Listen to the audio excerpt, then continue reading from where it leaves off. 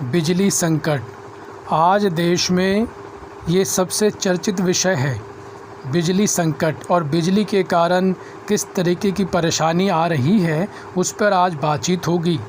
आज की जो नई व्यवस्था है, आधुनिकता है, ये पूरी तरीके से प्राकृतिक बिजली पर नहीं बल्कि कृत्रिम बिजली पर टिकी हुई है।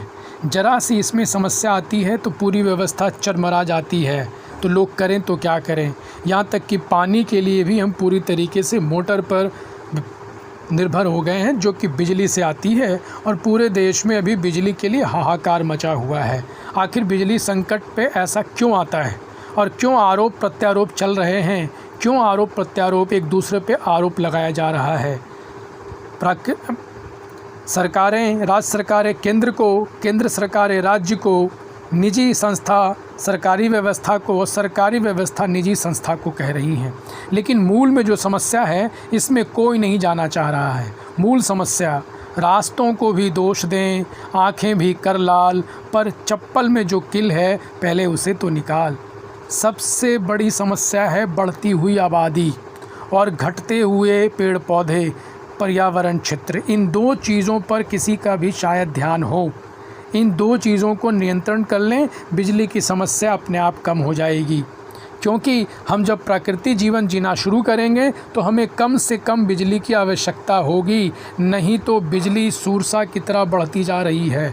बिजली की जो मांग है वो सूरसा की तरह बढ़ती जा रही है और ये मांग कभी भी समाप्त नहीं होगी, क्योंकि गर्मी बढ़ती जा रही है। और अभी पिछले 5-6 दिनों में उत्तर पूर्व में 2 डिग्री सेल्सियस गर्मी और बढ़ेगी। गुजरात में, महाराष्ट्र में, कर्नाटक में, राजस्थान में स्थिति गर्मी की भयावह होने वाली है। तो बिजली की मांग तो बढ़ेगी ही।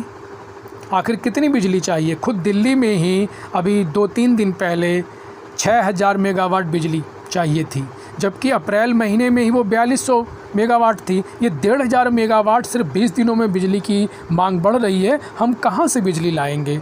इसलिए जड़ पर हम प्रहार करें, आरोप प्रत्यारोप ना करें। समय आ गया है जब सारे लोग मिलजुल कर सोचें कि बिजली हमें जीवन जीने के लिए चाहिए, अति भोग के लिए नहीं।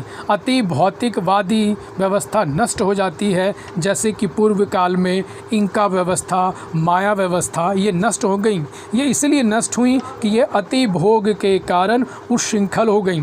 जैसे कि आज भी अपने देश में देख रहे हैं, जिनके पास बहुत ज़्यादा उपभोक्ता चीज़ें आ गई हैं, वो घमंड में चूर रहते हैं और वो प्रकृति को कुछ समझते ही नहीं हैं। ये काट दो, वो काट दो, ये हटा दो, वो हटा दो, मिट्टी को ये कर दो। आखिर आप जाएंगे कहाँ? स्वच्छ हवा नहीं है, स्वच्छ पानी नहीं है, स्वच्छ ज़मीन नहीं है, तो आप जिएंगे कैसे? बिना बिजली के तो आप रह सकते हैं। जीवन चुनने का मौका अगर आ जाए और बिजली चुनने का, हवा चुनने का, स्वच्छ जल चुनने का, तो आप हवा और स्वच्छ जल चुनेंगे, ना कि बिजली चुनेंगे। और बिजली 100 साल पहले तो आई भी नहीं थी, तब भी हम अच्छे से रह रहे थे और हम आज भी अच्छे से रह लेंगे, बशर्ते ये बंदर बांट ना हो। इसलिए अब आपको ये तय करना पड़ेगा कि हमें प्राथमिकता किसे देनी है, ज़रूरी जीवन रूपी उपभोग को या अति भोग को, या हमारी हालत इंका या माया सभ्यता जैसी ना हो जाए जो अति भोग के कारण नष्ट हो गई। जय हिंद।